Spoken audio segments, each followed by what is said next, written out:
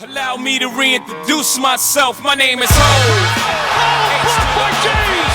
Turned back and forth. Oh, he broke his ankles. 1-1 from Dyson. Batista with a drive. Deep left field. No doubt about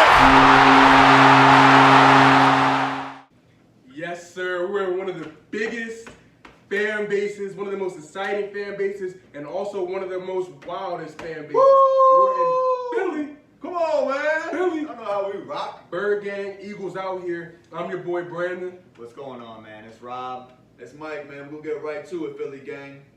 Philly had some crucial injuries last year. They lost Brandon So Brooks many injuries. early in the year. He's coming back. They lost Andre Dillard. He's coming back. He's kind of been like hovering right over the bust level, so hopefully he can get over that hump this year. They signed Anthony Harris out of Minnesota. Great signing. Steven Nelson, they waited to the last minute to sign him, but they got him. Very good corner. They got Eric Wilson at linebacker, and they traded for Gardner Minshew not too long ago to get some backups just in case something happens to Jalen Hurts.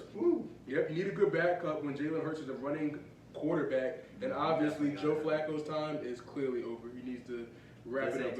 Go ahead, retire, Joe. But Philly lost a lot of players from the Super Bowl squad. They lost Carson Wentz, who they obviously traded. They got a good haul back, potentially 2 firsts, looking like a first and a second most likely. Lost Alshon Jeffrey, Deshaun Jackson, Jason Peters is even gone. Lost their punter Cameron Johnston. Roby Coleman's out of here. Malik Jackson, Vinny Curry, Duke Riley as well. But they did have some good draft picks. They got their man Devontae Smith. Smitty, you see the jersey, you see the number straight out of Alabama. How we rocking? Heisman, Devontae Smith. So as long as the injuries don't hamper his career, he's going to be a big-time player. They also got Landon Dickerson, a player that has dealt with way too many injuries in college, but his ceiling is very high. If he can stay healthy, he can play a lot of positions along the offensive side of the ball. So that's what starts off with Philly additions, subtractions, and the draft picks. And those were the actual additions and subtractions, but there were a whole lot of rumors this offseason about potentially adding Deshaun Watson, which would have changed this whole fucking video. But instead, they're rolling with Jalen Hurts. They went and got Devontae Smith, his guy from Alabama. They already got some chemistry going from those days. And the thing is, both of those guys are on the higher injury risk side of the scale, considering his size, considering Jalen Hurts' play style. So it's good to try to have at least some quality backups in place. And they surprisingly kept Zach Ertz in the fold, but it does seem like this is Dallas Goedert's year to shine, especially with the lackluster group of weapons around him. So Jalen Hurts is going to make a throw on third down, or when the pocket is collapsing and he's got to find someone. Goddard's probably going to be his most reliable guy on a week-in, week-out basis. And the O-line last year was just fucking hurt left and right. It seems like every week they were getting a new injury and dealing with someone coming out of the lineup and going into the lineup. But fortunately, because of that, a lot of young guys got some play time, and they have really good depth going into this year, especially with the draft of Landon Dickerson, who's versatile as fuck on the O-line, can pretty much play any of those 5 positions. And then on the defense side of the ball, there's really not much to talk about. It's nothing too special, nothing too bad. But the cornerback crew was obviously the weak part of the team last year. But the addition of Steven Nelson is huge. They obviously added Anthony Harris as well to that secondary. That's going to be a big help in the passing game as well. And I think it really comes down to what you're going to see from Jalen Hurts, because this could just be a one-and-done year where they put him in this season. He doesn't do well, and then next year they're back to drafting in the top 5, top 10 again, and they go with another young guy to take over the reins.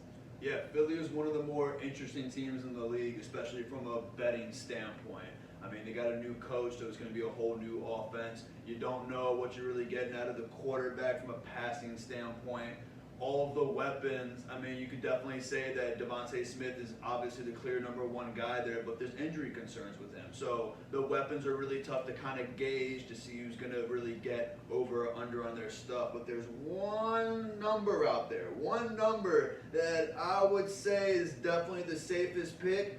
Look, Jalen Hurts, he's definitely not one of the best passers in the league. We all know this. But the guy can fucking run the ball. I mean, we saw it last year against the Saints. We saw it last year in the second half of the Packers game. And even against the Cardinals, he was actually looking pretty good on the ground. The O-line was really depleted when he went in. They're all back right now. Hopefully they can all stay healthy for him. They got a pretty solid back in Miles Sanders who they can do some, RPO stuff off of him, some option plays off of him. So we're going to go ahead and go with Jalen Hurts over 625 rushing yards, which doesn't seem too much for me. I think that if a play does break down and guys aren't able to get open, he's going to use his legs instead. The guy is a certified stud, and he definitely will put his body on the line when it matters, and that usually leads to getting those extra 2 or 3 yards. So it might not be the best decision for him and his health, but when it comes to us and our betting needs, we're going to go ahead and say, you know what, over 625 rushing yards, take it to the bank. Take it to the bank. And one thing real quick, it's interesting the relationship between the Eagles and the Colts. Obviously, Frank Reich was the offensive coordinator in Philly. Then he went over to the Colts. Then the Colts sent Nick Sirianni over to the Eagles, who's now their head coach. And obviously, they just came down with the Carson Wentz huge trade. So it's interesting to see what's going on between those teams. But enough with Philly. We're moving on to the big dogs of Pennsylvania. We're going to Pittsburgh, baby. Yes, sir.